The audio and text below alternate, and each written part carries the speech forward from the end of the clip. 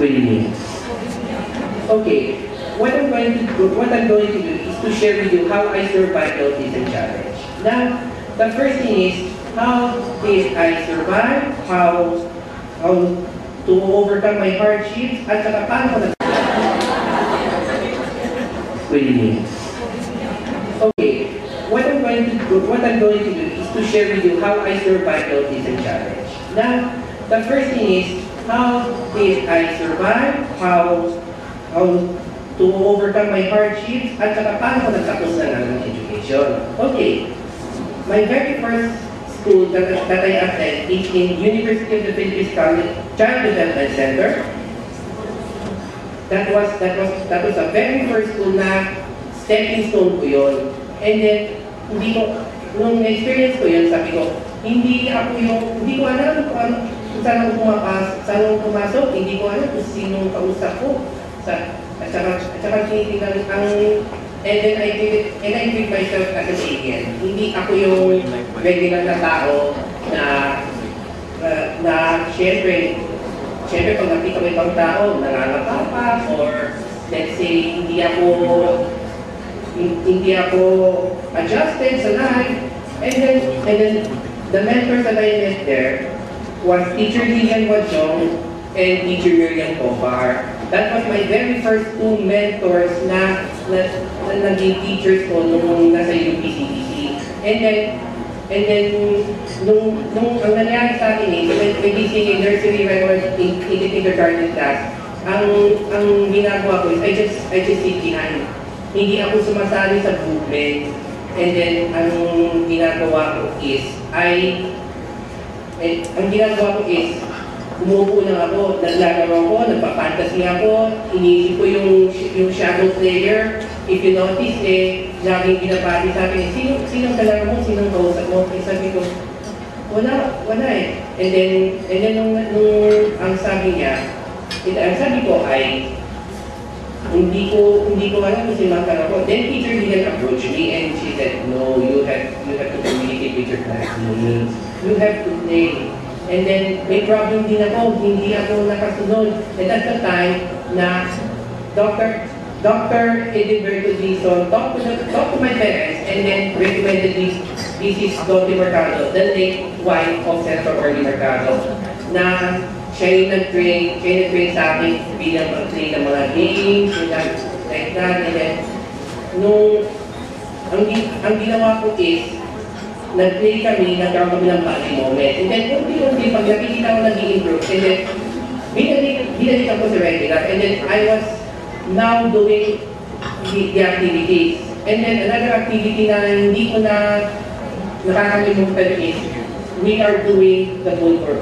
My classes are doing bull for all. And again, I was sitting there. Ano mo parang ang robot? Parang kung Cookie Monster. Panay kain ako ng pulveron, kaya ako nakain. And then the teacher didn't approach me again and she said, no, before you eat, you must make some. Hindi ka pwede maging Cookie Monster kasi mukha kang mata ko, ang pangit eh. I was chubby that time. Sobrang chubby ako. I was wearing those shorts, then rubber shoes, then high socks. Ako yung parang baby damulag doon. And then nung nangyari, after my stint ko sa UP, also sa UP, gumagawa din kami ng popcorn. But again, ang nangyari sa akin is, nung nakikita kong gawa na yung popcorn, kinain ko agad, hindi ko na maubos. Hindi ko sukat akalain na hindi pala pwede yun. When you're doing pagdating sa pagkain, you have to make some before you eat it. There's a saying na, that you don't need to eat. You don't need to eat, you need to live.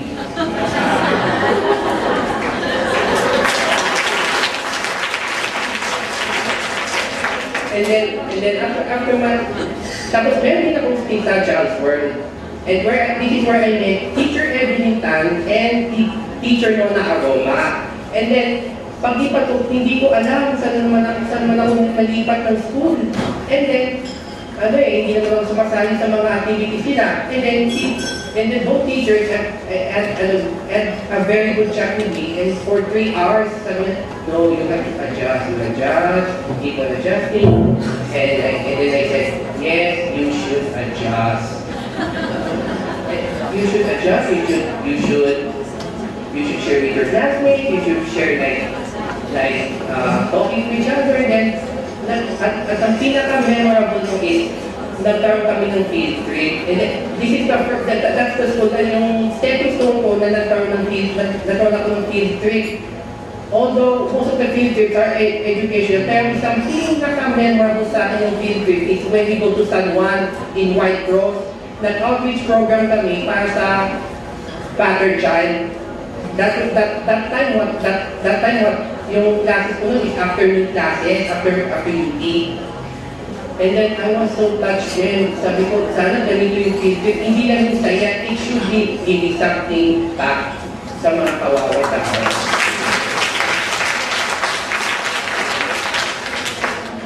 And then that's the school din na yung doon ako nahanapan magkaroon ng bazaar. And then I read the 3-digit, it said 100 pesos. But teacher Mona said, no, 1 peso kasi hindi ko napansin yung decimal.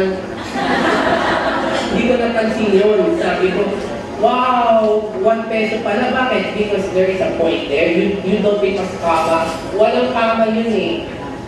And then sabi ko, hindi 100 pesos, 1 peso. And then, doon din sa school na yun, doon ako sumali sa Christmas presentation when we performed the 12 days of Christmas.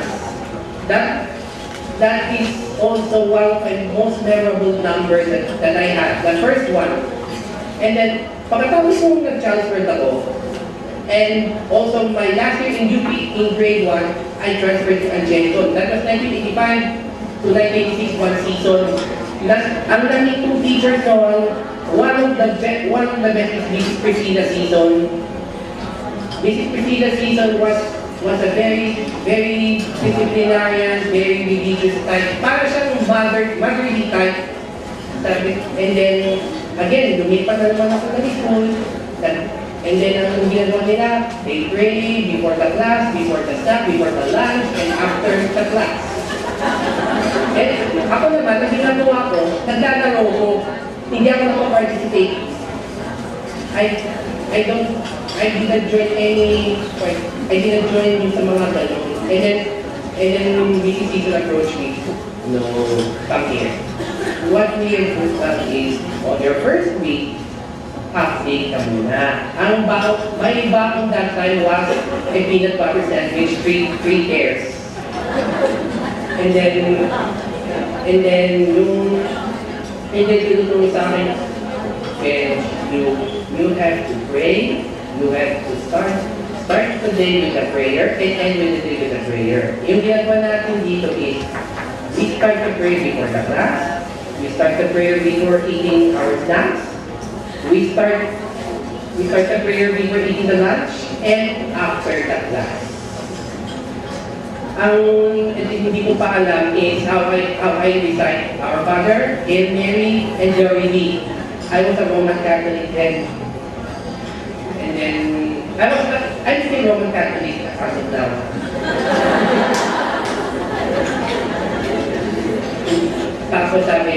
Tapos, yung nangyari sa Angelico is, binibigyan ako ni Mrs. Season na mag-play doon sa slide. Yung slide doon, yung may dalawang upuan. And then, ang sabi niya, may time management tayo, 20 minutes lang. Kailangan bumalik ka sa classroom. Kasi, Mrs. Season is like a mother type eh. Tinuturo na sa akin